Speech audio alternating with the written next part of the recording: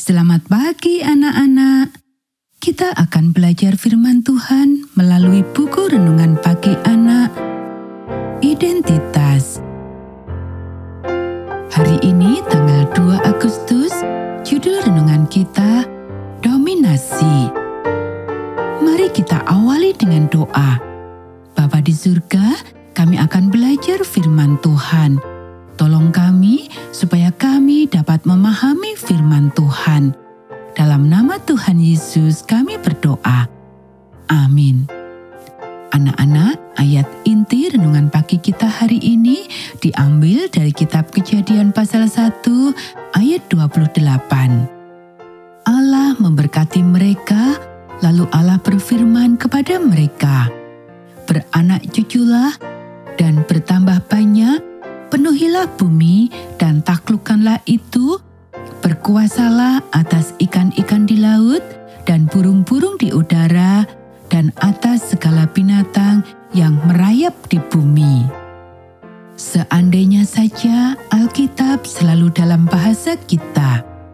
Maksud saya adalah, tampaknya hampir semua manusia memiliki dialeknya sendiri, menggunakan kata-kata dan ide-ide dengan cara yang sedikit berbeda, sehingga kita selalu bingung dan harus mengumpulkan kembali dan mencari tahu apa yang sebenarnya kita bicarakan.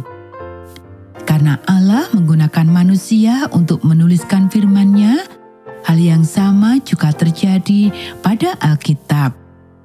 Mereka yang menerjemahkan kitab Kejadian ke dalam bahasa Inggris dari bahasa kuno, hidup dalam masyarakat feodal di mana tuan memiliki tubuh dan jiwa para budaknya dan dapat memperlakukan mereka sesuka hatinya.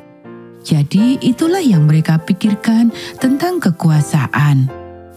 Tentu saja, jauh sebelum itu, bahkan sebelum dia menjadi setan, Lucifer memiliki gagasan yang berbeda tentang kekuasaan daripada Tuhan. Jadi dia secara aktif mencoba menyebarkan gagasan penaklukan dan dominasi sebagai hal yang aneh. Di antara orang-orang yang tidak merespon dengan baik ide tersebut, dia bekerja dengan cara yang ekstrim. Tanpa tanggung jawab sama sekali, biarkan alam mengambil jalannya sendiri. Segala sesuatu menjadi lebih baik, jadi jika kita membiarkan tanah berjalan dengan sendirinya, ia akan menjadi sebagaimana mestinya. Dan jika kita membiarkan anak-anak berjalan dengan sendirinya, mereka secara alami akan tumbuh dengan sangat baik, dan kita juga tidak perlu mengendalikan diri kita sendiri atau bertanggung jawab atas pilihan dan tindakan kita. Terjemahan Alkitab dari ayat di atas menggunakan kata bertanggung jawab. Ini adalah gambaran yang lebih baik tentang bagaimana Allah melakukan sesuatu. Dia memberi Adam dan Hawa tugas untuk mengelola planet ini, menjaganya, merawatnya, mengatur segala sesuatunya dengan baik untuk dia. Mereka tergelincir, tetapi dia masih meninggalkan mereka planet dan pekerjaan itu, bahkan memperingatkan mereka sebelumnya bahwa di bawah dominasi sementara iblis itu akan jauh lebih sulit. Tetapi ia tetap ada di sana, ia tetap menolong, dan kepada mereka yang setia dalam hal yang kecil, ia memberikan tanggung jawab yang lebih besar. Kita bisa lihat dalam Lukas pasal 19 ayat 12 sampai 27. Anak-anak, satu nilai inti yang diingatkan oleh sahabat adalah konsep tanggung jawab versus dominasi. Pemahaman yang salah yang membuat sahabat mendominasi kita seolah-olah kita diciptakan untuk itu dan bukan sebaliknya, tidak membantu.